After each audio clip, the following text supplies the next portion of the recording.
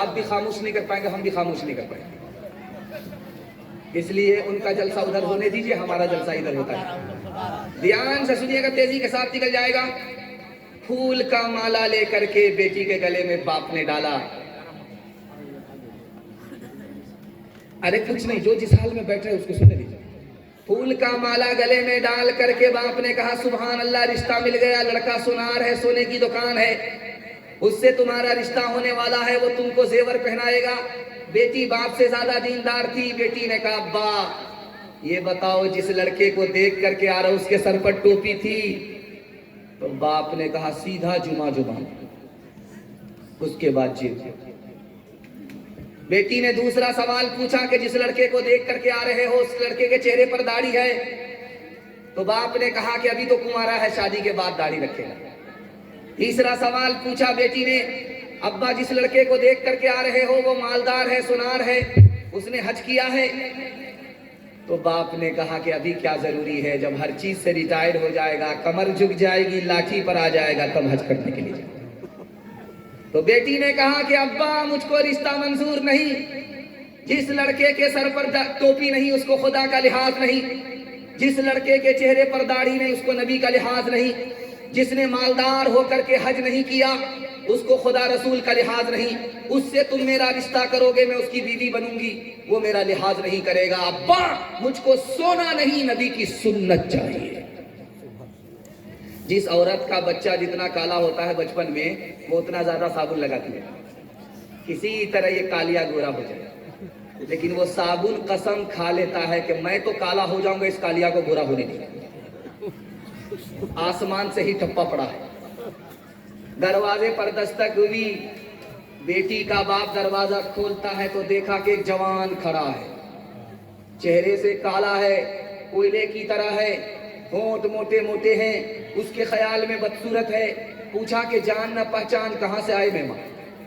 کہا تمہاری بیٹی کا ہاتھ مانگنے کے لیے آیا، رشتہ کر دو بیٹی سے. کہہ رہے شکل تو شیشے میں دیکھ لیا ہوتا، تم بدصورت ہو، میری بیٹی خوبصورت ہے، تم نوکر چاکر ہو، میری بیٹی مالدار ہے، رشتہ منظور نہیں ہو سکتا. پیٹھ کے پیچھے بیٹی بیٹھی ہوئی تھی. کہا ابا حضور مجھ کو رشتہ منظور ہے.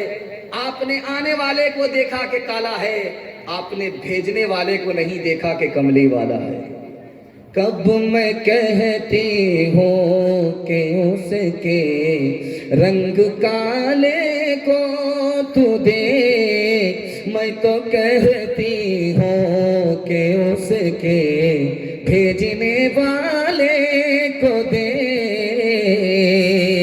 میں نے مانا ہے وہ کالا، حسن میں بھی ماند ہے، بھیجنے والا تو لیکن 14ویں کا چاند ہے.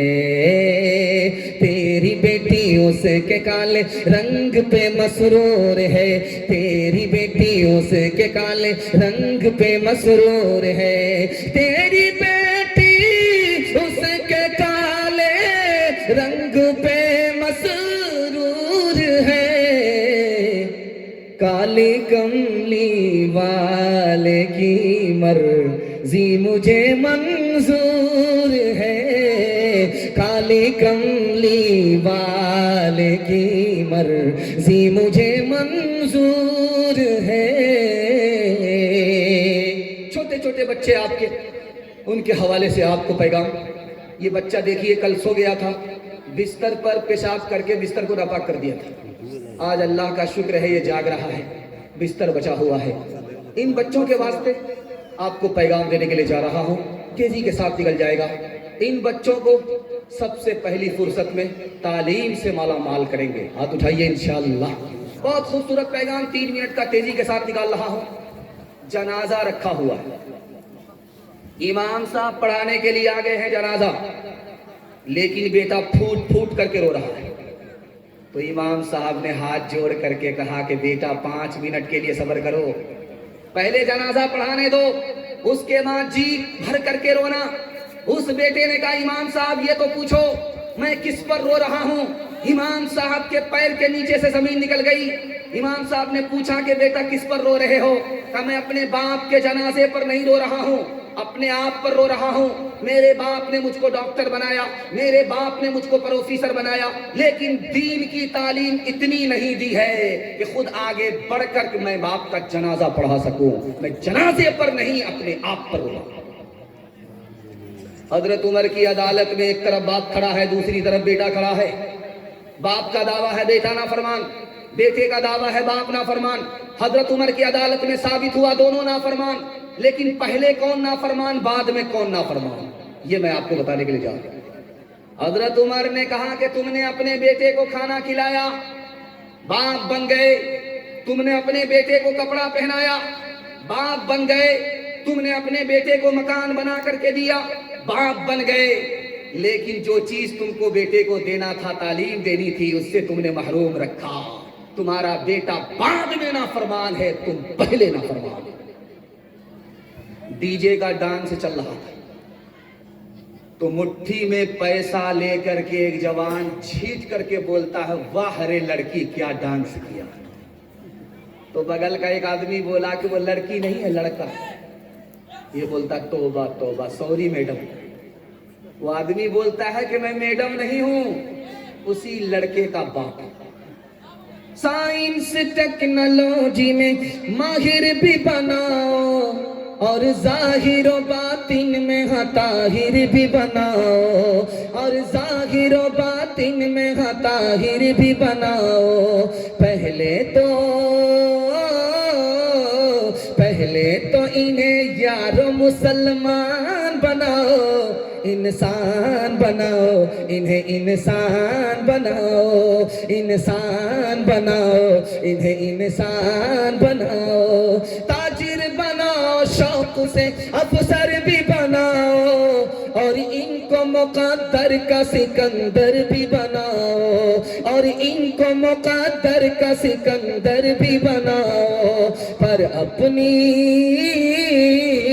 پر اپنی مغفرت کا سامان بناؤ, انسان بناؤ, انہیں انسان بناؤ, انسان بناؤ, انہیں انسان بناؤ. تیسرا پیغام دنیا اور آخرت کے حوالے سے. جوان کے ساتھ بوڑھے بھی بیٹھے ہیں, ہاتھ اٹھائیے ہمارے جوان. موت سے پہلے موت کی تیاری کریں گے انشاءاللہ. بوڑھے لوگ ہاتھ مت اٹھائیے گا, آپ لوگ دوبارہ جوان ہونے والے نہیں, سیدھا جنت میں جا کر کے آپ جوان ہوں گے. حور سے آپ کا ضرور نکاح ہوگا, لیکن یہاں کوئی چانس نہیں. جوانوں کے حوالے سے پیغام دنیا اور آخرت کے حوالے سے. ایک راز کی بات سنیے گا, موت سے ڈر کیوں لگتا ہے؟ ہم نے دیکھا کہ لوگ آتے رہتے ہیں, جاتے رہتے ہیں, جنازہ اٹھتا رہتا ہے, مٹی ہم لوگ دیتے رہتے ہیں. جو لوگ آ گئے وہ چلے گئے, اب جو باقی ہے وہ ہم لوگ ہیں, ہم لوگوں کا جنازہ اٹھے گا. لیکن موت سے ڈر کیوں لگتا ہے؟ تو کتابوں میں لکھا کہ ڈر اس لیے لگتا ہے کہ پیسہ یہی رہ جاتا, آدمی مر کر کے اوپر چلا جاتا. جس دن موت سے پہلے آدمی پیسہ اوپر بھیج دے اور مرنے کے بعد وہیں چلا جائے جہاں پیسہ ہے, تو موت سے ڈر نہیں لگتا, موت اس سے خود ڈرتی ہے. ہم دعا کرتے ہیں, ابھی آپ نے دیکھا کہ تھوڑی دیر میں چندے کے بعد دعا ہوئی, اسی طرح اجتماع میں دعا ہوتی, اسی طرح کعبے کی چادر کو پکڑ کر کے لوگ دعا کرتے, دعا قبول نہیں ہوتی. جانتے ہیں کیوں؟ ہم اپنے ہاتھ سے مردے کو مٹی دیتے ہیں, نصیحت نہیں پکڑتے. ہم موت پر ایمان رکھتے ہیں لیکن تیاری نہیں کرتے, اس لیے دعا کے لیے ضرور ہاتھ اٹھتا ہے, قبول نہیں ہوتی. اس بستی میں, جس بستی میں جلسہ ہو رہا ہے,